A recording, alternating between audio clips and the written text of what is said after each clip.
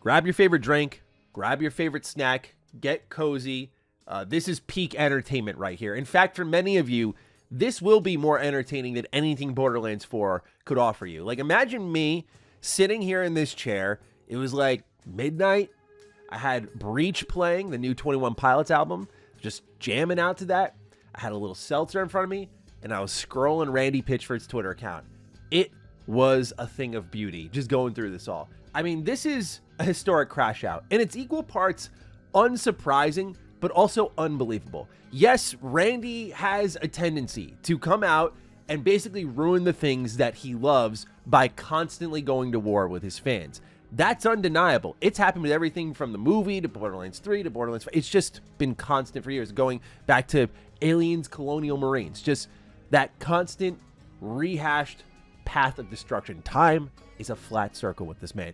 At the same time, given how well Borderlands 4 is doing, in spite of all of this, and how much better it could be doing if you continue to sow goodwill, which in a lot of ways, the business practices of Borderlands 4 beyond the extremely high-priced versions of the game kind of does. This could easily become a live service type of game, but the fact that it stayed single-player campaign shooter has been admirable in the face of the industry transforming so much. No doubt there have been these talks. So it's just unbelievable that with these opportunities to not only defy the odds of Borderlands 4, but create some goodwill with your audience and show some gratitude, that it's been anything but that. And worse yet, as we'll go through with these headlines and these tweets, the things that Randy's saying as someone who is the top of Gearbox is now flying in the face of what his own team is doing. When you're arguing with your fans about the performance of the game, effectively saying you're the problem, or hey, go refund the game, but yet your team is announcing patch notes on the website that are effectively saying, hey, we're working on PC stability. Like, that's the headline of the new patch coming out. When we see these things, it just shows a grand level of sensitivity about your creative project, which is understandable.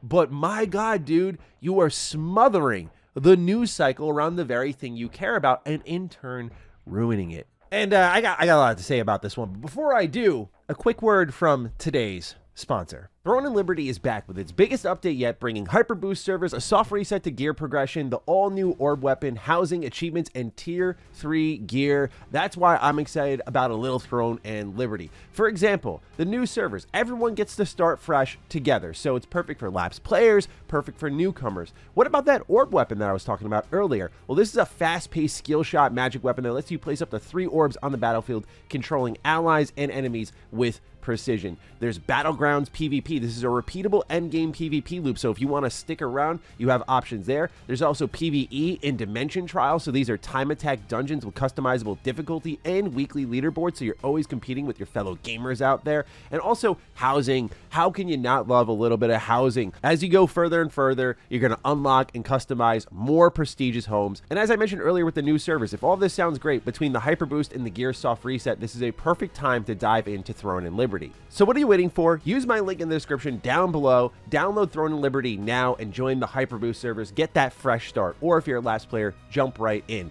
Hey, you got that orb weapon class waiting for you, so experience this fresh new content update, and shout out to Throne and Liberty for sponsoring today's video.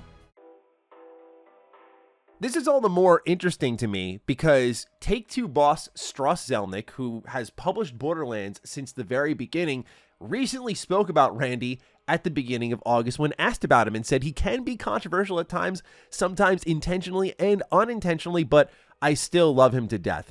And given this recent Crashout, I really got to wonder if you love him or you love the money that he makes you, because this dude is a walking PR nightmare. And I guess credit to the Borderlands series to still keep trucking on in spite of this all, because I feel with the way the quality of the series, in my opinion, diminished in many ways, and then having this dude freaking out on Twitter, you'd think that Borderlands would just be a completely dead franchise by this point with the way the internet can move. But no, Borderlands is a behemoth, and I didn't even know this because of these headlines. There's a whole ass roadmap for Borderlands 4. Did you know we're getting a new Vault Hunter early next year? Like, I'm really excited about that because Borderlands 4 out of the package, like many Borderlands games, feels so replayable. So many ways to play, but also just so fun. And to know we're getting another Vault Hunter, kind of like we did with Borderlands 2, where they just kept dropping new Vault Hunters, was really exciting. Getting new story DLC, like all the Borderlands games get, is great. So I know there's been a lot of setup here, but I just had to tee up the three-peat for y'all because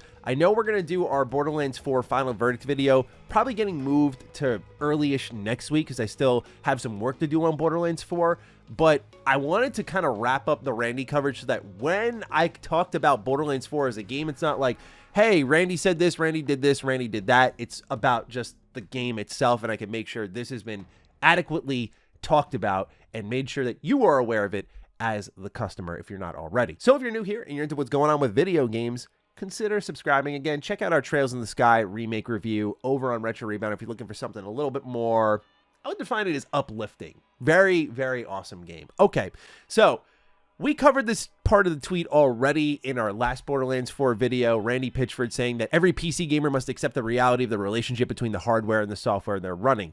Well, Notch, creator of Minecraft, had some thoughts on this, and he put it very bluntly, be a man, dude. It's getting personal in these streets. Okay, Randy's response, every man must accept the reality of the relationship between their gender and what the software they are running is doing. Masculinity is a shader option. Try turning it off if you'd like to tune your own performance. You know, where are the words? Like, I'm sorry, I had to open with that one. Okay, let's actually focus on the performance side of things, the actual video game side of things, because I don't want to cut personally. So Randy is talking with a fan about the PC performance, and instead of reading the entire text walk here, let's just focus on the opening sentences, which you can do whatever you want. The game is the game. Please get a refund from Steam if you aren't happy with it. Look, this is one of those things where, again, as he starts to break down here, you're expecting me to put the engine of a Ferrari in a monster truck, and he's arguing and defending his game, saying it's awesome, it's designed to be a fine experience at 30 FPS and feel great at 60.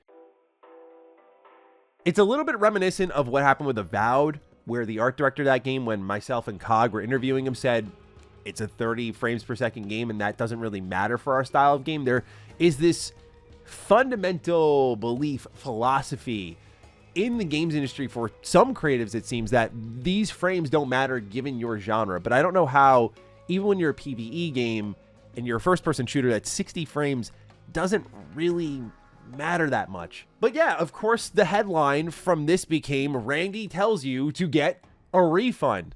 And I just think, again, of the team. You know, I look at them all, and they're probably just like, oh my God, dude. Like, Randy says himself on his Twitter account, we've spent 6 years on this thing. That's commendable. It's a very long time. And I think you can feel that in a lot of ways. A lot of work went into this one, and it's great. So why are you spoiling 6 years of effort on Twitter beef? Like, I know people can argue Twitter's not real life, but then we have to think about it on a personal level of like, bro, this thing you care about so much, you're obsessing over people's responses on Twitter and ruining this big moment for yourself by battling them, to the point where now he's sarcastically offering help tuning with personal specifications, arguing that Battlefield 6 should prioritize FPS more than Borderlands 4. Or when the comparisons came up with Cyberpunk, he also fought back on that one, saying, well, it's 5 years old and it's focusing on different things. To the point where now he's once again battling Paul Tassi, as I've covered in the past, where Paul did mention that Randy's doing personal tech support and recommending 4x frame gem for a 5080 and telling them to turn off fog, which is not an option in the game, to which Randy says, oops, you are correct. The bottom setting for fog is low, not off.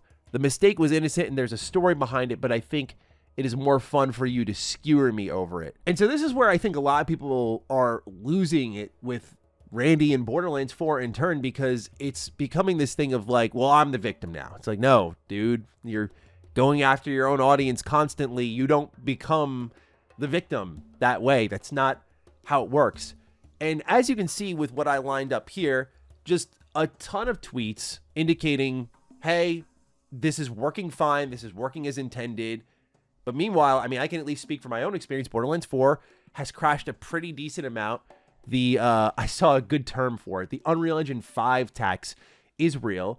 And so you look at the changelog for the newly announced patch for Borderlands 4, and these are the leading changes for the game. And the first one on the list is stability. Addressed crashes tied to animation states, audio, and collision checks. Addressed various GPU-related crashes. And the important thing to remember in this conversation, which I have to admit, eluded me in the first time I talked about Borderlands 4, they moved the date up. Remember that? I forgot it quickly, but they moved the release date up. And immediately I went, that doesn't happen often at all. They must be really confident in it. Well, before launch, Randy was saying that PS5 and Series X are buttery smooth. Series S is good too. It's like, okay, great.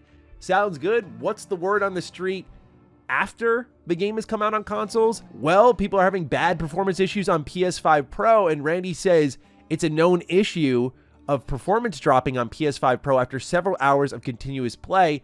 Workaround until we patch is quitting the game and restarting. So, not buttery smooth. People are having issues just generally speaking on consoles, but now we have to shut the game off and restart it, which is not unique to Borderlands. There have been games in the past that have become worse in the terms of frame rate the longer they're on. I believe there were some From Software games that had that issue. So it's not brand new to us, but again, we're hearing one thing and a different thing is happening here. You see the consistency here is the foot in the mouth. I don't think it's a problem when a CEO of a big company is very accessible to their audience. I think that conversation can be productive. I think it's important to be on that same level with your audience because you can't get too Hollywood for them. You can't act like you're too big to fail because then they'll ensure that you fail. They'll do everything they can to make sure that you fail. The internet is like that. It remains undefeated. So to me, the biggest indication of there being a problem here is when you are fighting your audience about performance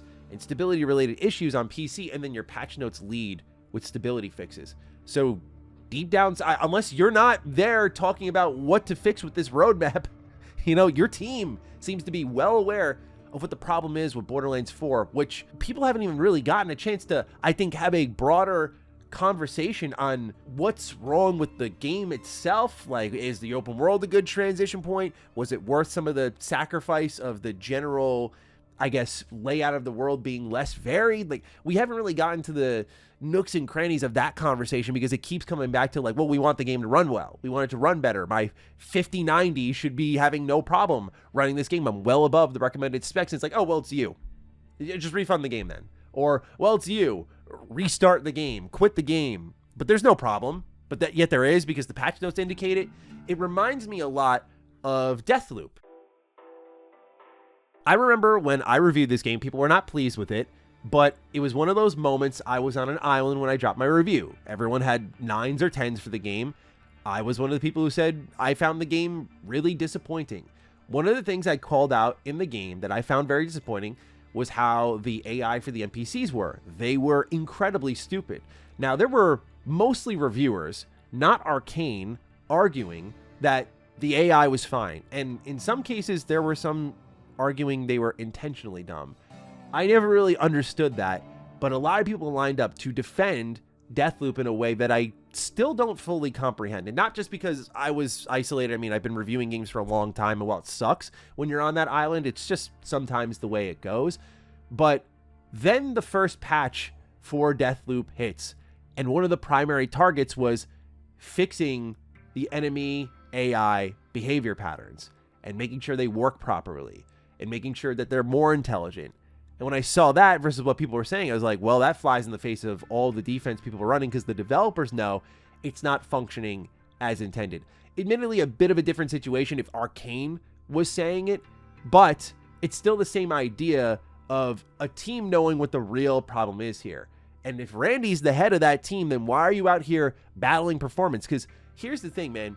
I do think gamers are way more understanding than people give them credit for. A lot of people go, man, they're always angry, they're always pissed off, there's no winning with them. But it's usually because of the conversations that start like this. Why kick the hornet's nest?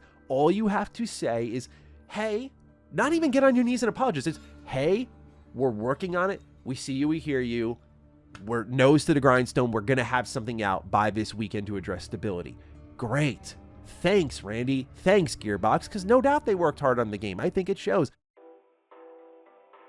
And what's funny is I think these crashouts will continue when Borderlands 4 hits Switch 2. Now, I have a lot of faith in the Switch 2. This thing has been impressive so far as I'm concerned. But if the early performance optics are anything to go by here with Borderlands 4, I do worry about our little handheld friend.